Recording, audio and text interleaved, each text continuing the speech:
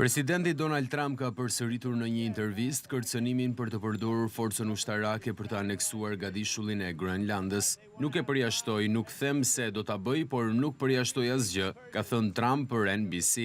Shefi i Shtëpisë së Bardhë ka njoftuar edhe planin e tij për të vendosur një tarifë prej 100% mbi të gjithë filmat e prodhuar jashtë shtetit që hyjnë në kinemat amerikane. Duam filma të realizuar në Amerikë, ka thënë Trump. Sipas tij, industria kinematografike amerikane po shuhet me ritme të shpejta për shkak të stimujve financiar të ofruar nga vende të tjera për të tërhequr regjisorët nga studiot larg nga Shtetet e Bashkuara. Ndërkohë, gjatë një takimi me gazetarët në bordin e Air Force One, Trump ka konfirmuar se i ka propozuar Meksikës dërgimin e trupave amerikan për të luftuar kartelet e drogës. Ai ka kritikuar presidenten meksikane. Është një grua e mrekullueshme, por ka kaq shumë frikë nga kartelet saqë nuk arrin të mendojë në mënyrë të kthjellët, ka vijuar Trump. Mëtej, presidenti amerikan ka përjashtuar një takim të afërt me homologun kinez, Xi Jinping, edhe pse ka nënvizuar se Kina dhe populli amerikan po flasin për çështje të ndryshme.